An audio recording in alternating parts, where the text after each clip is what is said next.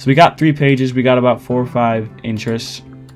Now what it's time to do is go to our ads manager and actually start creating the ad set. So I'm going to create 4 different ad sets and split test one interest at a time and see which interest is most related to my project or my product, and see which interest is, catching the most attention. And once I have enough data, to figure out which interest is the most relevant to my product, I'll just continue to split test different variables of that interest and just keep narrowing down the funnel. So let me go to my first ad set, edit. This is all good. Remember, we're leaving the age alone, the gender alone. There was no it was pretty much even spread. And we can narrow that down more once we kind of get more of an idea from our pixel about what people are, what demographic of people are clicking our links. Let me include English for my language. I like to do that just because my ads are English. Detailed targeting. So let's pick one of these. I think laptop is a good one to start with. So laptop update. Let's come down here. Ad set B. Everything's the same. We put in English all. Detailed targeting. We're gonna do desktop environment. Actually, you know what? That was a little small. I'm gonna go with productivity, or not productivity software. I'm gonna go with Office, just because I feel like, yeah, we're gonna go with Office. That's a little bit bigger, and I feel like the 2 million range is a really good range for targeting. It's not too broad, but it's not too narrow. Let me just go over this too right here. Make sure when you're selecting your interests, see, I search Office. There's 3 different types. There's employers, there's job titles, and there's interests. So we don't want to be clicking on employers or job titles. What we were specifically looking for is Office.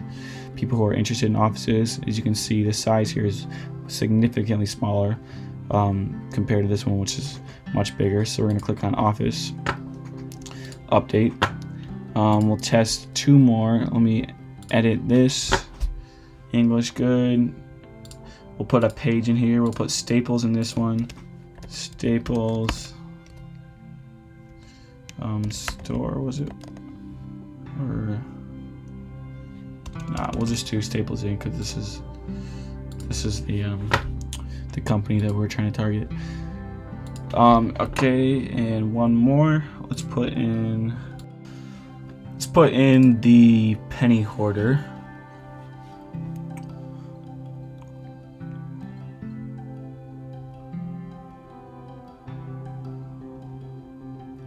Update.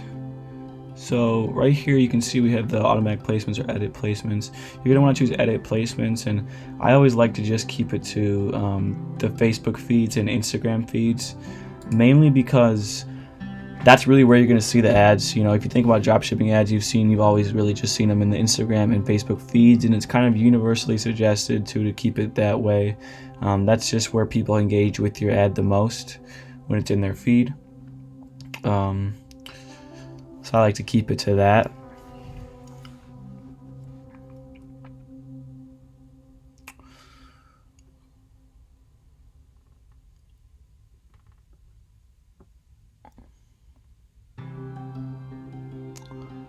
Only when connected to Wi-Fi. The thing about this is that if you think about people who aren't connected to Wi-Fi, right, they're using their data. That's usually when they're out of the house. Maybe they're waiting at a red light, they're in line to get food. They're not really going to be engaging with your ad as much because they have limited attention spans. Whereas, if they're at home, where they have Wi-Fi, in places where they're more likely to spend time on their phone, they'll engage with your ad a little more, and they're more likely to actually go through the process of purchasing your product.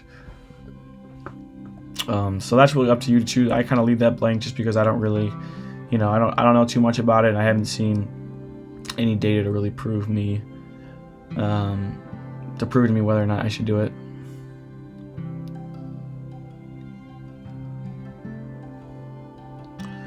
Delivery optimization, we're gonna leave this alone. Optimizing for conversions, so that's good. Split test budget and schedule. Definitely not going to be spending $684 a day.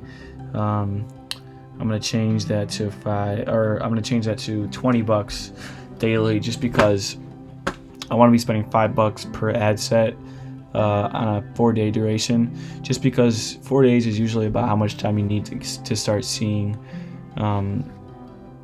data that'll actually prove whether or not you should continue on with the ad or what you should do. So 4 days is usually a good amount of time, and you can see here I'll need to be spending $80 for the 4 days at most. So yeah, at this point you're just going to click confirm, and I created a blog post on how to do the creative part of the ad, which is what this is right here. I'll probably leave a link to that somewhere around this video, but thanks a lot for watching.